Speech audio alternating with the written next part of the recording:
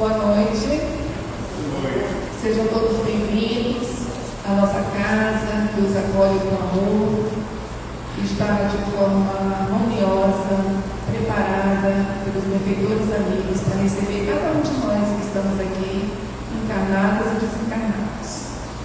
Vamos aproveitar os 5 minutinhos que nós temos antes de apresentar o nosso irmão Guiar, que vai nos conduzir na palestra de hoje, para nós falarmos que esse mês ele é tido como mês amarelo, né?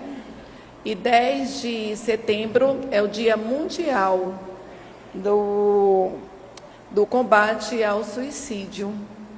E o Centro Espírita, imbuído nesse amor, nesse combate, na compaixão por esses espíritos que se encontram em aflição pelo suicídio, nós vamos colocar à disposição durante todo o mês de setembro o atendimento fraterno durante todos os dias da atividade na casa. E caso você se sinta com necessidade de conversar, pode nos procurar ou procurar algum trabalhador da casa, que você vai ser direcionado para um dos trabalhadores que trabalham no atendimento fraterno, recebê-los, conversar e direcionar, tá bom? Então, foi uma decisão da diretoria, né, de alguns trabalhadores juntos, para que disponibilizássemos todos os dias do mês de setembro o atendimento fraterno. Isso é uma coisa nova, que é necessária para que estejamos ajudando uns aos outros. Aproveitamos a oportunidade para agradecermos a cada um, né, contribuinte mensal e esporádico, que nos ajudam com as despesas do centro, sejam elas fixas ou variáveis. Nossa gratidão, muito obrigada. Conseguimos também alcançar as metas que estávamos buscando para a venda da pizza. Foi um festival maravilhoso. Gratidão a todos que contribuíram de alguma forma, de alguma maneira. Nosso muito obrigada. E convidamos a todos a fazer parte dos trabalhos assistenciais ligados ao Centro Espírita José Grosso, que ocorrem aos sábados. Nós temos Vilinha, que acontece na terça, nós temos aqui a Casa Dr. Bezerra de Menezes, que acontece aqui no Centro Espírita José Grosso, que é costuras de enxovais infantis. Nós temos João Lisboa, onde nós temos Jesus Gonçalves, o Lar Jesus Gonçalves, que atende a evangelização infantil, adulto, lanche e passe. Temos a Casa de Isaura, que acontece também no sábado, né? Com a evangelização de adulto, infantil, lanche, passe. Tem mais alguma coisa, Guiala, hoje? E tem o momento da irradiação também, que hoje está acontecendo na Casa de Isaura. E deixei algum ponto? Acho que é isso, né? Anália Franco, muito bem, Ana Paula, muito obrigada. O Anália Franco ocorre no sábado, nós temos um estudo pela manhã e nós temos à tarde a evangelização adulta e infantil, e no domingo nós temos o café fraterno, que é o café familiar, com a família. Nós temos palestra, passe e também temos um café maravilhoso. Pois não, Laércio?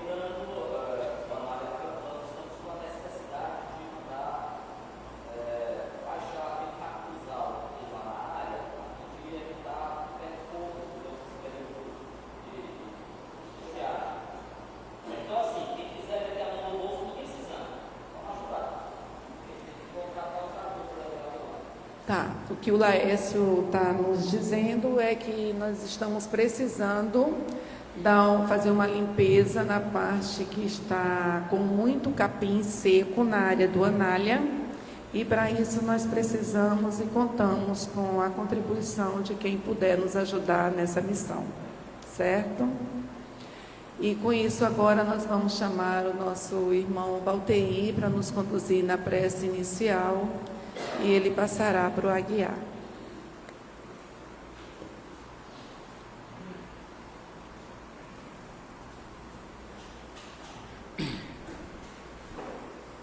Então vamos aproveitar o momento, deste ambiente de paz, de harmonia,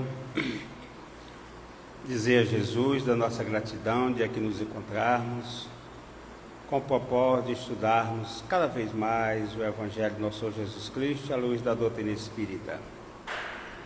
Que Jesus acolha cada um de nós que aqui nos encontramos encarnados e desencarnados, que assista, que inspire o nosso companheiro Aguiar, para que possa trazer com a maior fidelidade possível, o mais próximo possível, os ensinamentos de Jesus, conforme o próprio Cristo nos ensinaram ao longo de 2000 anos.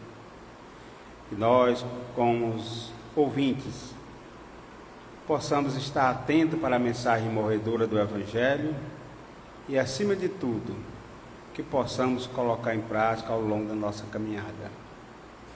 Jesus, amigo e amado, benfeitores espirituais, especial José Grosso com sua equipe, acolhe a todos nós que aqui nos encontramos.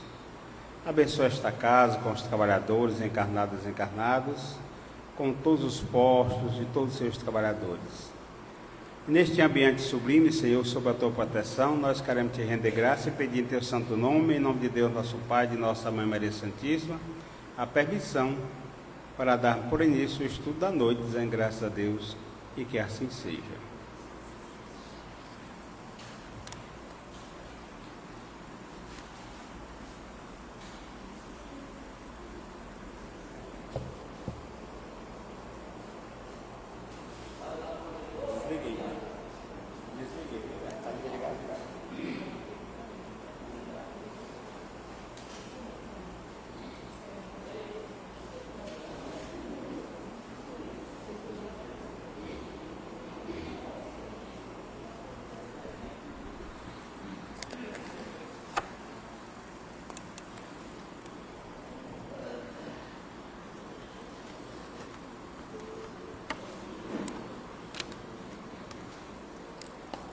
Boa noite a todos.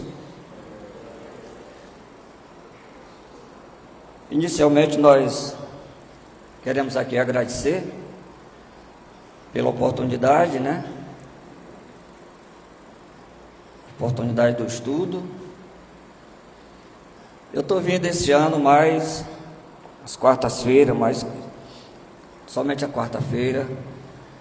Quando a gente chega aqui na segunda-feira, a gente vê assim que o Centro Espírita José Grosso é uma escola, onde segunda-feira tem estudos, terça-feira tem estudo, quarta-feira.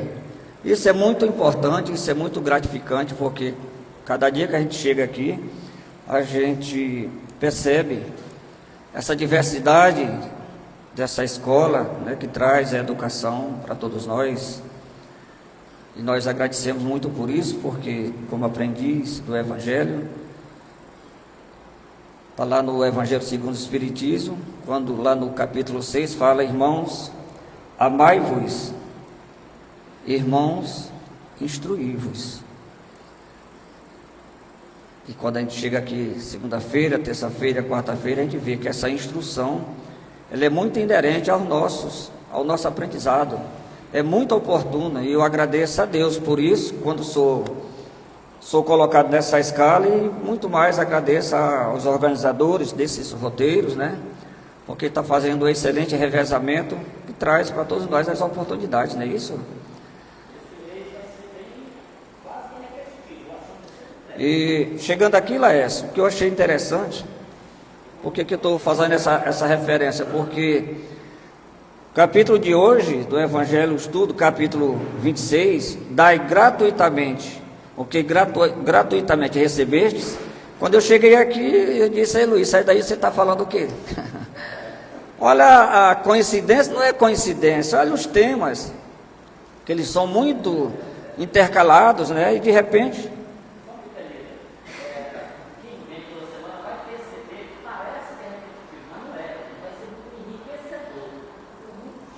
Sim, sim. Quando eu sentando aqui, que eu comecei a olhar o roteiro dele ali, estou até aqui com um pouquinho do roteiro, que eu achei fantástico o que ele estava falando, cheguei bem na hora, né? E é muito oportuno para o aprendizado, né? E, inclusive, antes de nós entrarmos aqui Vou colocar aqui a bengala. Para falar, dai gratuitamente o que gratuitamente recebestes. Aqui no livro dos Médios, né? Tema de hoje, no item 15, que ele fala, Santo Agostinho, exatamente. Não, Espírito de Verdade. Todos os médios são incontestavelmente chamados a servir a causa do Espiritismo, na medida da sua faculdade, mas há bem poucos deles que não se deixam prender na armadilha do amor próprio. Entenderam aí? Todos os médios são convidados, mas a grande maioria se deixam prender na armadilha, né? Escorrer para falar sobre essa armadilha, um pouquinho sobre essa armadilha, é o que nós vamos tratar aqui, né? Então, nós, do capítulo 26, do item 1, 2, 3, 4, que é o nosso tema, eu vou até convidar aqui meu cabeça de coco, chega aqui na frente, né? Ele está ali já impaciente, aqui, chega para cá, meu filho, rodei aqui. Ele hoje parece que está mais ativo do que eu, né, assim, né? Deixa eu te segurar aqui, né? Boa noite a todos. Do Evangelho segundo o Espiritismo, capítulo 26. Dai gratuitamente o que gratuitamente recebestes. Dom de curar. Item 1. Restitui a saúde aos doentes, ressuscitai os mortos, curai os leprosos, expulsai os demônios, dai gratuitamente o que gratuitamente haveis recebido. São Mateus 10, capítulo 10, versículo 8. Item 2. Dai gratuitamente o que gratuitamente haveis recebido, de Jesus a seus discípulos. Com essa recomendação, prescreve que ninguém se faça pagar daquilo porque nada pagou. Ora, o que eles haviam recebido gratuitamente era a faculdade de curar os doentes e expulsar os demônios, isto é, os maus espíritos. Esse dom de Deus lhe dera gratuitamente para o alívio dos que sofrem e como meio da propagação da fé. Jesus, pois recomendava-lhes que não fizesse dele o objetivo de comércio, nem de especulação, nem meio de vida. Muito bem. Esse é o item 1 e 2, mas ele pode ler, João. Próximo item, a continuação, né? Disse também Jesus. Sim, a leitura. Tá. Disse também Jesus.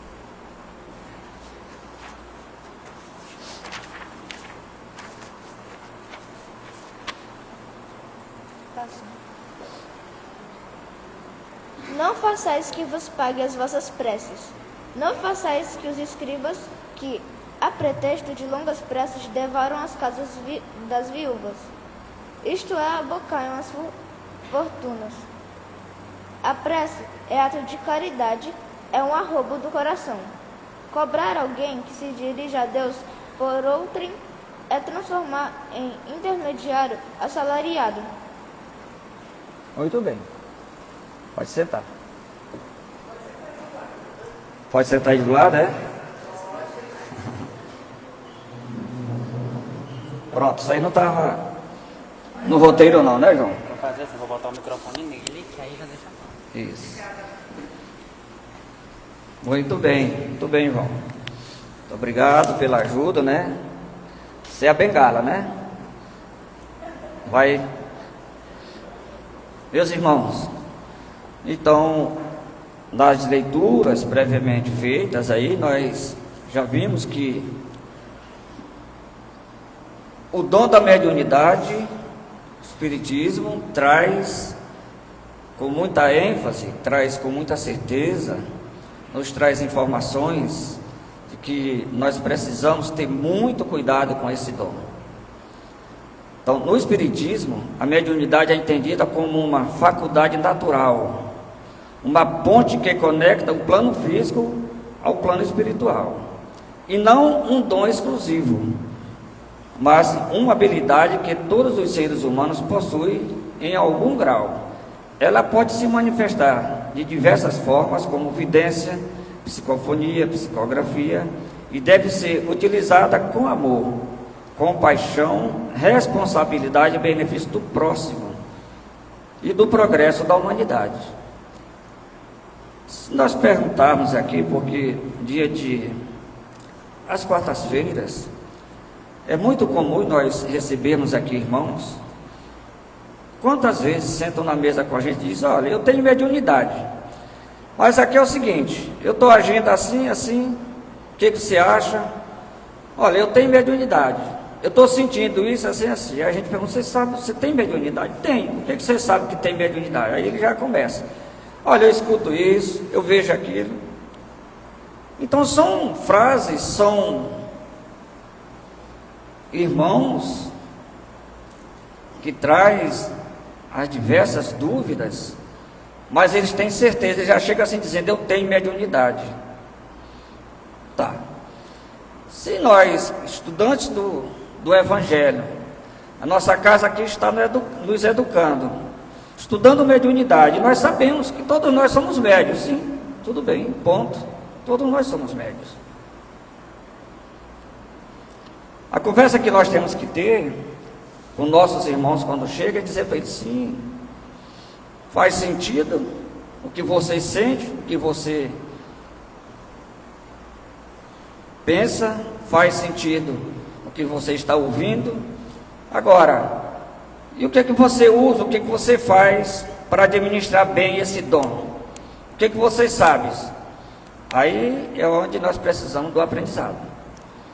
É onde o Centro Espírita José Grosso está aí todas as segundas-feiras, né, trazendo nossos irmãos aqui para prestar esse esclarecimento. Então, o dom da mediunidade, bem claro aqui nessa primeira parte, quando fala, é uma ponte que conecta o plano físico ao plano espiritual, é uma ponte, e não um dom exclusivo. Faz a diferença, né? Não é um dom exclusivo. Então não é isso, não é só coisa do Dr. Evilásio. Isso não é só o Laércio que tem mediunidade. Não é exclusividade de ninguém. Todos nós temos. A diferença é o grau. Agora, nós já temos que colocar na nossa cabeça que é muito sério.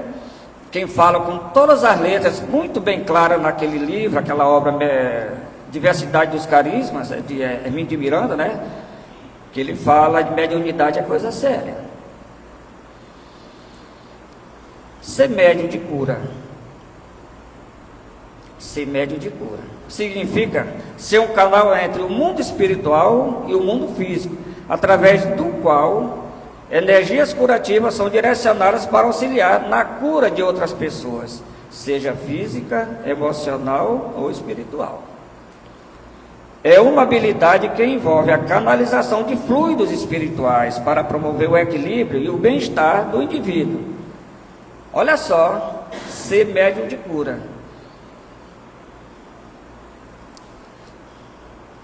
O senhor é médium?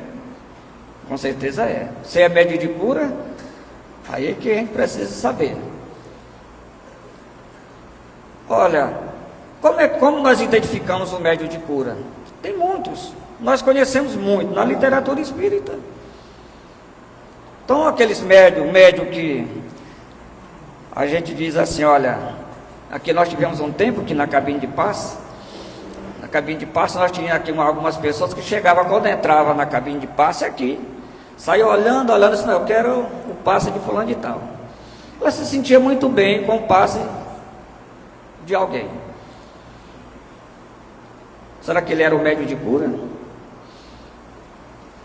Então, é muito comum, às vezes a gente destaca. Quem conheceu, conhece as benzedeiras. Benzedeira, a gente que é lá da roça, sabe que tem muita história para contar.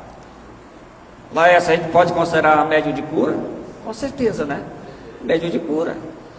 Eu, com minha moça, hoje com 18 anos, agora, depois que eu conheci o Espiritismo, lá no bairro que eu moro, tá bem ali uma sentadinha me escutando. Quantas vezes eu botei no braço e lá na cafeteira, bem do lado da casa de Isara, tinha uma que eu chegava aí. Isso, meu filho, a menina já está com a arca caída já, pôs reze nela bem. Pegava um gainho ali rapidinho, pá. E recorda o irmão, espinha de peixe na garganta, ou em uma dessas verdadeiras, ela colocou o polegar em cima da garganta, e fez uma oração, não terminou com a espinha. Pois é. E as parteiras? Quem não conhece o processo, né? As parteiras, quando chegavam em casa, né, Valdir? Já levantava a moral de quem estava lá num quarto. 29, 30, 29. As parteiras. Quantas parteiras? Chegava lá, a mãe naquela condição já sentia, quando ela entrava no quarto, já sentia uma presença diferente. E ela, para melhorar, ainda fazia um cigarrão daquele jeito bacana, que era fazer umas baforadas, terminava de arrumar. Por que eu estou falando isso? São pessoas, irmãos nossos, médium de cura. José Grosso, a história de José Grosso, quem acompanha sabe. Lá nas sertanias, ele chegava, estava passando mal e botava a mão. Aí, se nós fomos aqui listar, Jesus também, principalmente, tocava nele. Então, meus irmãos,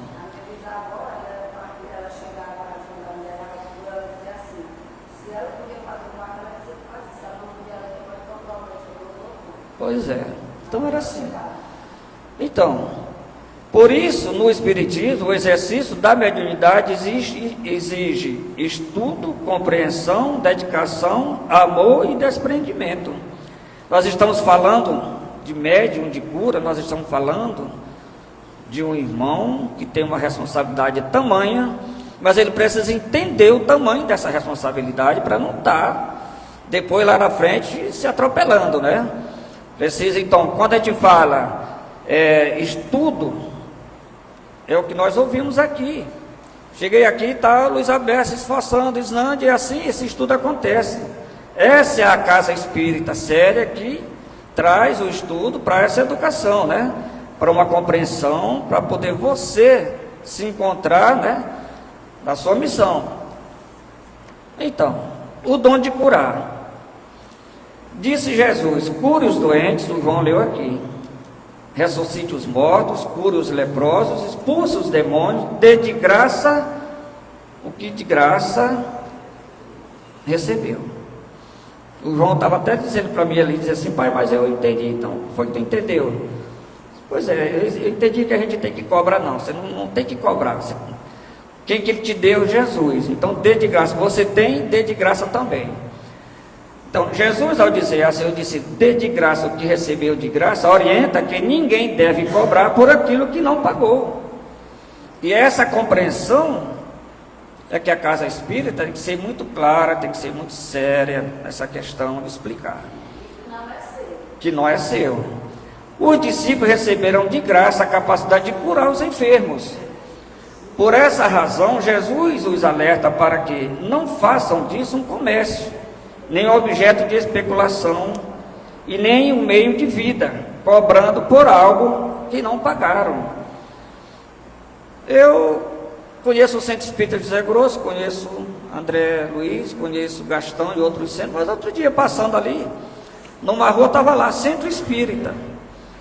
Olhei assim, Centro Espírita, fiquei assim pensando, aí eu perguntei, quem estava comigo, Centro Espírita, ele disse, aí tem uma pessoa que recebe a gente, você entra lá, é um pequeno salão, ele te recebe, você pode perguntar o que quiser, você pode pedir qualquer esclarecimento que ele te dá.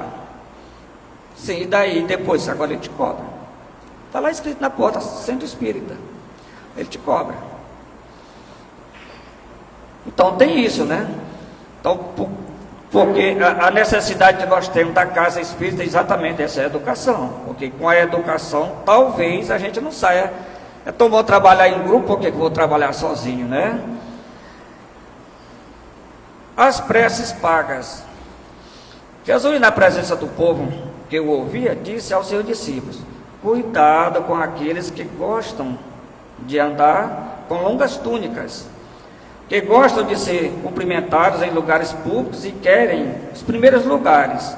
Eles fingindo fazer longas preces, devoram as casas das viúvas. Está lá no Evangelho. Sentar, como é que é? Querem sempre os primeiros lugares, as túnicas muito bonitas. Tem uma viúva, está lá com aquela dificuldade de administrar a vida, a família, naquele momento tão difícil, ele vai lá, cobra alguma coisa, já orienta alguma coisa. Então Jesus fazia essas alertas: cuidado.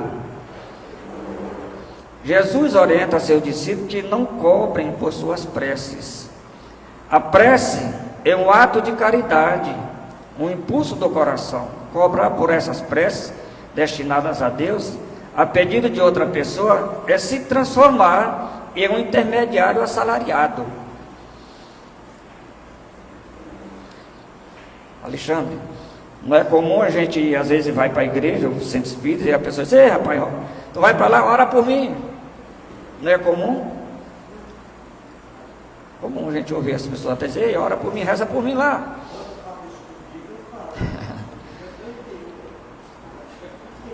Foi a impressão, foi a impressão que a pessoa tem que, mas eu queria ir até lá, mas eu já mandei o Alexandre rezar por mim, não preciso mais ir.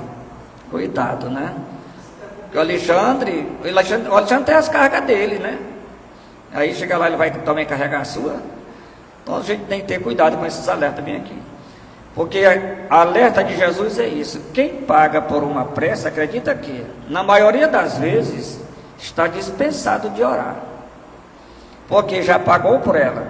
Contudo, os bons espíritos são tocados pelo fervor dos bons pensamentos daquele que faz a prece e se interessa por eles. Tá certo?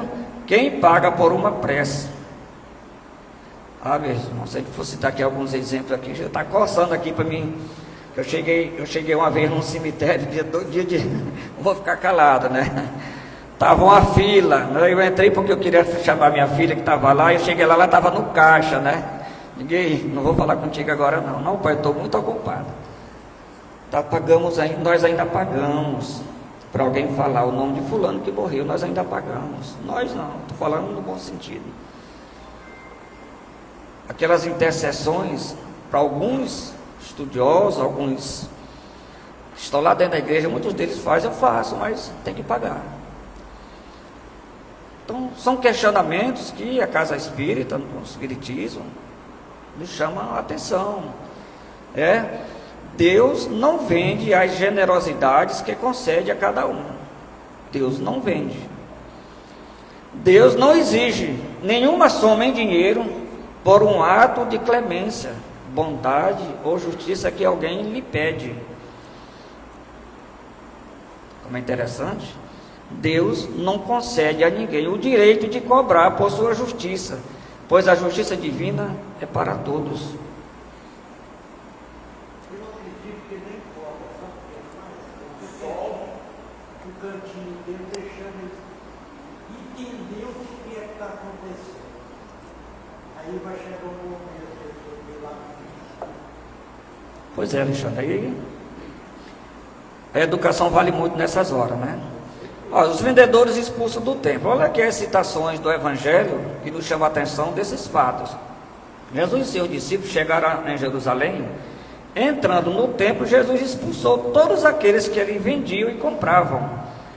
Jesus também não permitiu que ninguém carregasse nenhum utensílio pelo templo. Em seguida diz: não está escrito, a minha casa será chamada casa de oração. E mesmo assim, a transformaram em um covil de ladrões. A gente tem que ter cuidado. Olha, aqui, eu lembro que anos aí nós temos aqui a nossa cantina. Isso traz até discussão, isso traz até assim, um momento a gente tem que parar para ficar pensando. A cantina aquilo ali é uma forma da gente contribuir, sim. Então tudo a gente tem que ter cuidado. Nós tivemos aqui um período que a gente queria fazer um bingo, tinha sempre uma pessoa que ia fazer, olha, tem um boi para fazer um bingo. Aí tinha uns que diziam, olha, isso não é cuidado, que o Espiritismo não recomenda. Aí a gente já tinha outro que dizia, não, mas não tem nada a ver. Então tudo são questionamentos, tudo são atos da gente parar para pensar. Ah, mas não tem nada a ver. A gente pega aí um boi, vamos rifar tudinho, levantar fundo, sim. A gente, assim, de imediato não vê nenhum erro, mas a gente precisa parar para pensar. Não está escrito, a minha casa será chamada casa de oração. Então tudo requer a nossa atenção. Este acontecimento chegou aos ouvidos dos sacerdotes e de outros que procuravam de maneira matar Jesus, pois eles o temiam, porque toda a multidão admirava a sua doutrina. Esta passagem que está no Evangelho de São Marcos e Mateus, ela diz assim: Jesus expulsou os vendedores do templo, pois condenava o comércio das coisas sagradas de qualquer forma. Jesus expulsou os vendedores do templo porque condena o comércio de coisas sagradas de qualquer forma. Comércio de coisas sagradas.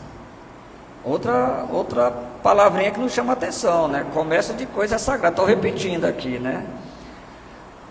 Uma vez na universidade eu fiquei impressionado quando um professor disse, olha, se fosse juntar a madeira que venderam dizendo que era da cruz que Jesus foi crucificado, já dava para construir vários Titanics. Eu fiquei assim, eu não era espírita na época, não entendia nada, mas fiquei... Quantas peças se vendem? Ah, isso aqui é sagrado, e faz comércio, e assim. E não são poucos, são religiões que têm milhões de seguidores. E a gente tem que parar para pensar, está correto? Até que ponto isso é válido, né? Deus não vende sua bênção, seu perdão ou a entrada no reino dos céus. Portanto, o homem não tem o direito de cobrar pelo que é divino. Muito bem. Voltando aqui para a mediunidade. E a mediunidade gratuita? Os médios receberam de Deus o dom da mediunidade, gratuitamente. Ou seja, o dom de serem intérpretes dos espíritos, para instruir os homens e mostrar-lhes o caminho do bem. Como aquilo que receberam são dos espíritos, esses médios não devem vender o que não lhes pertence. Quantas pessoas que chegam aqui e dizem assim, eu queria tanto ser médio, né? Deve ser uma função muito bonita, né? Sabe de nada, né? O dom de ser intérprete, os médios têm o dom de ser intérprete dos espíritos, para instruir os homens e mostrar-lhes o caminho do bem. Como aquilo que receberam são dos espíritos, muito claro isso aqui, são dos espíritos. Esses médios não podem vender. Deus quer que a sua luz alcance a todos, mas não quer que os mais pobres sejam privados dela, porque não pode pagar por consolo. Portanto, cobrar pelo exercício da mediunidade seria desviá-la do seu objetivo divino. É por isso que a mediunidade é privilégio de alguns, não é privilégio de alguns, e está em toda parte.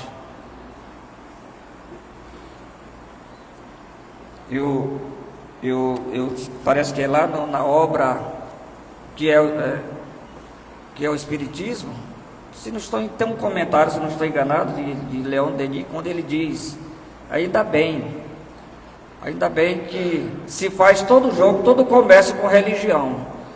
O Espiritismo é muito feliz, porque tem um ladinho do Espiritismo chamado mediunidade, esse lá ninguém mexe. Mediunidade ela está em toda parte. Ou seja, o rico tem a mediunidade, o bem-sucedido tem a mediunidade, o pobre também tem. O pobre tem, o malfeitor tem. E a gente podia até questionar, mas por que um cara fora da lei tem tanta mediunidade? Sim, ele tem também. Não é privilégio só de não, todos nós temos, eles têm também. Que bela oportunidade que ele tem, que eles têm de reparar alguma coisa, né? Nós temos o que respirar, por que o mal também não teria o que respirar? Então, Deus não vai pedir aquela pessoa que ainda está mal, de respirar, ou ouvir, ou enxergar, a mediunidade não é. é isso mesmo. Então, os bons espíritos sentem repulsa pelo egoísmo e se afastam ao menor sinal. Aí, Laércio, então veja só, o Luiz estava até comentando aqui. O cara, quando ele começa a se achar, eu sou importante, né? Citou até o caso aqui de Divaldo, né? Eu sou um bom palestrante. Excelente. Você está tendo uma força lá de Joana, mas estude, meu irmão, faz a tua parte, né? É isso? E aí, não vacile não, porque se você descuidar, os bons espíritos sentem repulsa pelo egoísmo, se afastam. Não estou falando do caso de Divaldo, Divaldo fez um trabalho excelente, nós temos aí um líder, né? Mas quantos, pelas suas atitudes, eles acham que fazer aquele trabalho, olha, está tudo muito bem, eu estou indo muito bem, aquele trabalho é meu. Quantos irmãos nossos já se perderam nessa caminhada? Nós temos, se for listar, nós temos muitos que se perderam nessa caminhada. Como espíritos ou espíritas foram orientados, mas poucos chegaram ao objetivo, né? Então, quando ele acha que é ele, de repente não é mais ele. Os espíritos superiores não tem tempo para ficar ouvindo, não tem tempo para seguir as paixões de ninguém. Tem muitas atividades, né? Os espíritos superiores não estão à disposição daqueles que os chamam. A gente costuma até dizer, não é daqui para lá, né? É de lá para cá. Para que deem comunicação a qualquer momento, bem como não podem ser evocados à custa de dinheiro. Sem dúvida que existem manifestações espirituais desta maneira, mas quem pode garantir a sinceridade dos espíritos que se prestam a isso? Meus irmãos, é interessante, é muito interessante essas observações. Eu lembro que, em determinado tempo aí, eu morava numa região aqui próximo, Imperatriz. Um dia eu passando lá um vizinho, lá numa pedacinho de terra lá, uma pequena fazenda lá, e ele me chamou, ei rapaz, entra aqui, bora aqui, vai ter uma reunião. E eu nem sabia o que era. Aquele tempo meu transporte era bicicleta, parei a bicicletinha lá, eu digo, eu estou meio cansado, mas eu vou ouvir, o que foi então? Aí lá cheguei nessa reunião, o que era? Já estava ali uns 4 ou 5 ali, os vizinhos dele lá convidados, tudinho. Aí eu comecei a ouvir. Um médium, né? Para nós aqui, um médium, a esposa dele, ele já estava incorporado, como a gente costuma dizer, né? Aí eles perguntaram, e minha fazenda, vai ter sucesso? Aí ele respondendo tudo, né? E o boi que morreu, eu vou recuperar? E ele dizia tudo. E qual é o meu futuro? Ele dizia. Resumindo, aí no final ele dizia assim, sim, e aí no final, e agora os ajustes, vamos pagar quanto? Não, eu não cobro nada não. Quero nada não, o que eu fiz aqui, nem pensar. Tá bom, mas o senhor vem... Naquele tempo ele vinha de Belém. Você vem de Belém para cá, tá tudo bem, então vamos fazer o seguinte, vou lhe dar uma bezerrinha ré aí, tá bom, bota lá, você tem como levar lá para a cidade? Tem, então leve lá, entregue para fulano de tal. E ele ia fazendo aquela turnê, numa fazenda, ia fazendo outra assim, quando no final da semana, a caminhonetinha estava cheia, né, de bezerro, de leitoa, tudinho. Mas sempre é assim, não quero nada não. Então, os cuidados são esses, eu não quero. Tá bom, você quer dar esse bem aqui? Aí é que está a questão, né? Eu estou citando aqui apenas para efeito de contextualização, mas a gente sabe que é assim. Às vezes a pessoa ele faz até pela própria ignorância, né? Acha, não, está tudo certo, não tem nada errado nisso aí. Mas as cobranças vêm, né? Então, espíritos mentirosos, inescrupulosos e espíritos inferiores, em geral, estão sempre prontos a responder. Aqueles questionamentos, aquelas perguntas, ele respondendo, ele achava que o guia está tudo certo. São os espíritos enganadores, né? Os inferiores que estão naquela condição e respondem. E ele acha que está tudo certo. Então é assim que o médium vai passando e depois, quando ele pensa que não, já caiu, né? Aquele que deseja comunicações sérias com os espíritos deve solicitá-las de modo igualmente sério. Para isso, a condição fundamental para pedir a benevolência dos bons espíritos é a humildade, a devoção e o desinteresse material. Olha aqui, ó. Aqui disse tudo, né? Quer ser médium de cura, quer fazer seu trabalho, qual é a cartilha? O que você tem que fazer? Humildade, desinteresse por questões materiais. A mediunidade não é uma profissão, meus irmãos. Como é um dom concedido por Deus, a mediunidade é uma faculdade essencial, móvel. Portanto, explorar esse dom é dispor de algo que não tem, de algo do qual não se tem domínio. Afirmar o contrário é enganar os outros. Vou repetir. Mediunidade não é uma profissão, nós sabemos. Portanto, é uma faculdade móvel. Eu tenho, amanhã eu não tenho, você falou tudo, né? Hoje eu tenho, amanhã eu não tenho. E amanhã eu posso achar que tenho e não é o que eu era, o que eu pensava. Certo? Tá? Do contrário, afirmar o contrário é enganar os outros. Eu já fui enganado faz tempo, aí continuo enganando os outros, aí vai. O efeito dominó, né? Para o espírita, meu Deus do céu, para o espírita, então, a mediunidade é algo sagrado e deve ser praticada de modo igualmente sagrado. Se há uma mediunidade que requer essa condição de forma absoluta, é a mediunidade de cura. É a mediunidade de cura. O médium de cura transmite os fluidos benéficos dos bons espíritos e por isso não tem o direito de vendê-los. Aquele que não tem com que viver, busque, portanto, recursos de outra maneira. É bem claro as questões, é bem definido. Certo? Jesus e seus apóstolos, que também eram médios, embora pobres, não cobravam pelas curas de ninguém. Está aí na Bíblia, nós lendo todo dia, estamos estudando, não tem nenhum trecho, nenhum capítulo, nenhum versículo que diz que Jesus ganhou alguma coisa, né? Que o discípulo, né? Os bons espíritos levam em conta a dedicação e o sacrifício do médium. Por outro lado, se afastam daqueles que exploram a mediunidade em benefício próprio. Chico Xavier tinha uma vida de galã? Não, Chico Xavier tinha uma vida sofrida. Chico Xavier, Divaldo tinha uma vida das melhores? Não, uma vida sofrida. Tem uma história de Divaldo, ele doente, quando foi chamado para trabalhar, não é isso, doutor Vilas?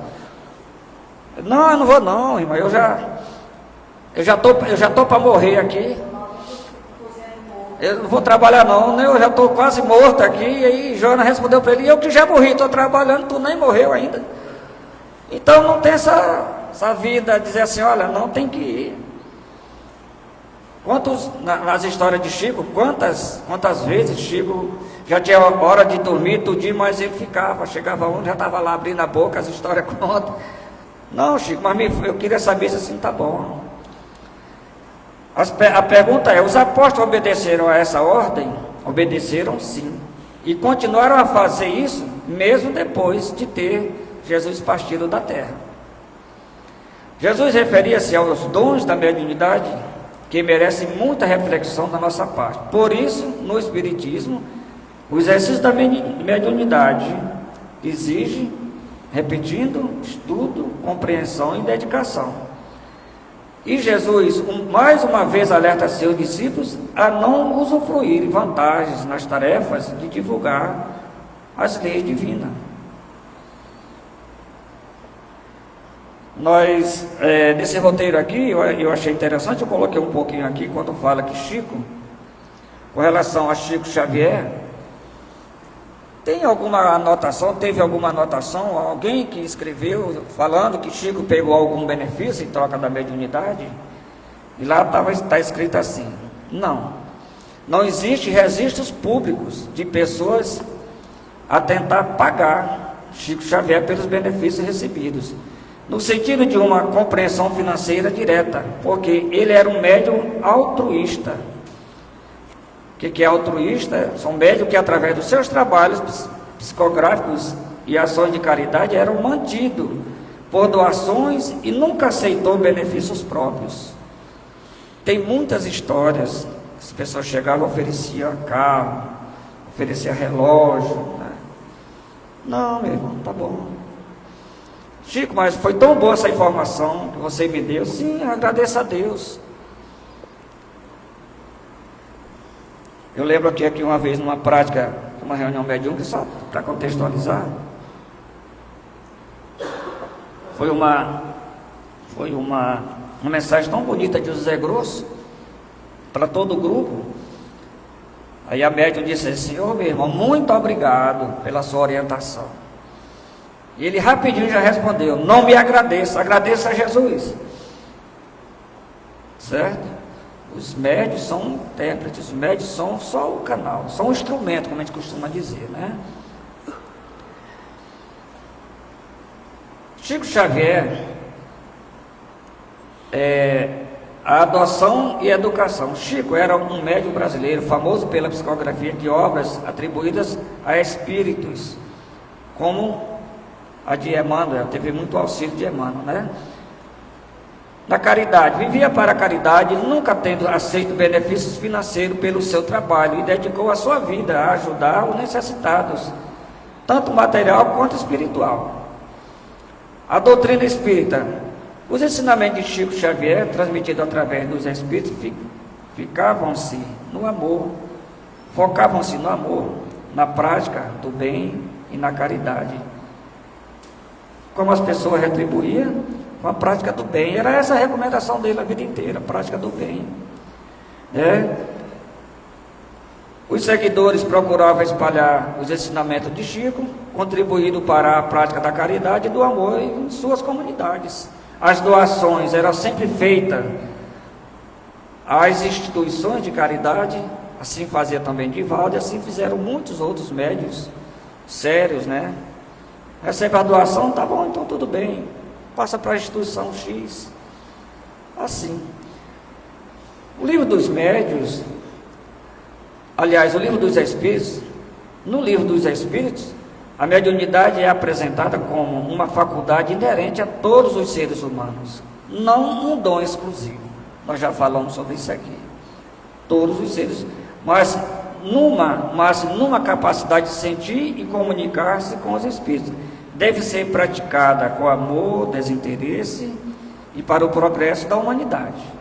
Mas não exige estudo, mas isso exige estudo e vigilância contra o orgulho, o egoísmo, para que seja direcionada para fins elevados. Lá no livro dos Espíritos, na pergunta 438, qual é a pergunta, João? 438, já sabe ler aí?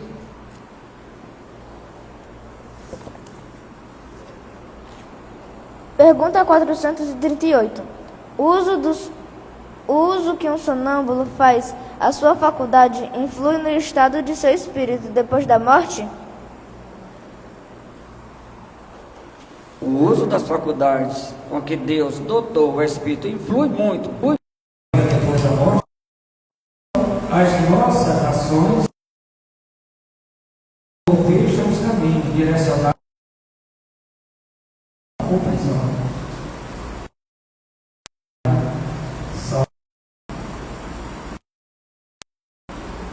São as nossas ações que nos abrem ou fecham os caminhos direcionados à nossa liberdade. libertação ou prisão. É nesta assertiva que o Espiritismo vem acordar os que dormem e os ignorantes. O Evangelho dá de graça o que de graça recebeis.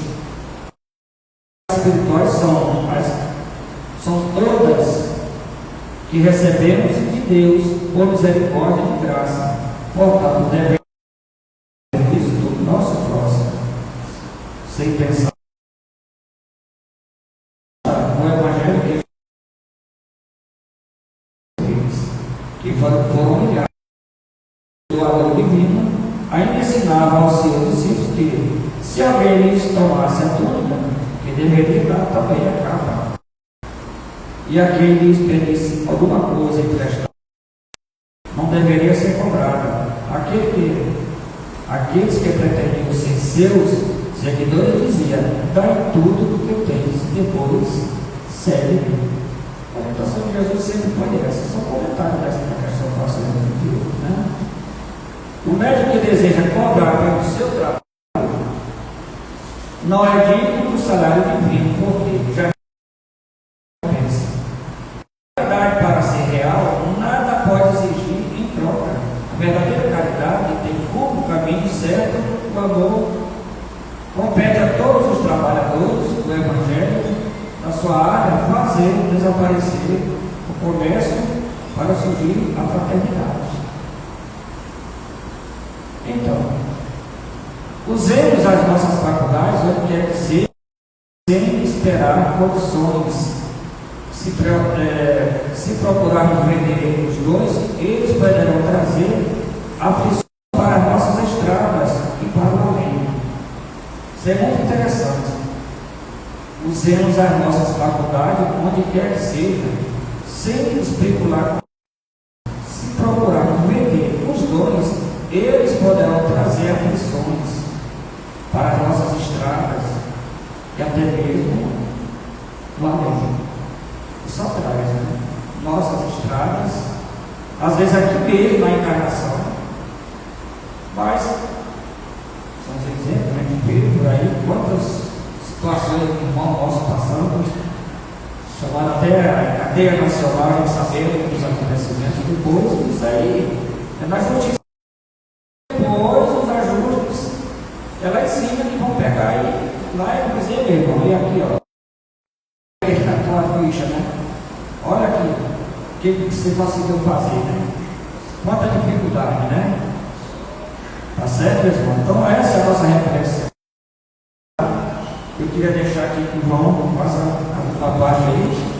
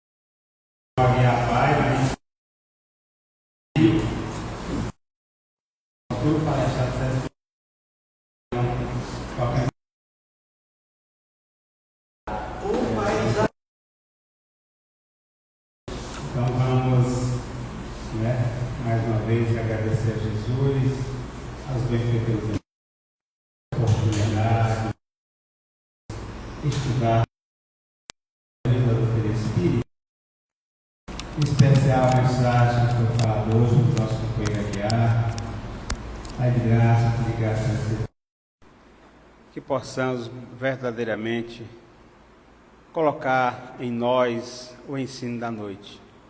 E aqueles que têm o dom de curar, não só a cura física, mas a cura moral, nós podemos curar em muito, muito mais do que podemos imaginar. Que possamos fazer essa cura com o nosso irmão que sofre, que padece, que está em necessidade, e com certeza poderemos fazer muito em benefício dessas criaturas. Consequentemente, estamos fazendo em benefício de nós mesmos.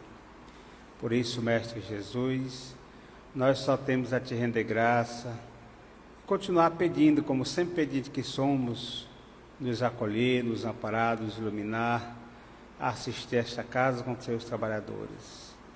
Nos conceda sempre mais e mais oportunidade de trabalho e de aprendizado, para nos tornarmos o quanto antes verdadeiros trabalhadores da tua seara, com mais conhecimento e mais amor. Em teu nome, Jesus, santo e sagrado, em nome dos benfeitores amigos, que nós pedimos a permissão para dar para interromper do estudo da noite, e graças a Deus que assim seja. Os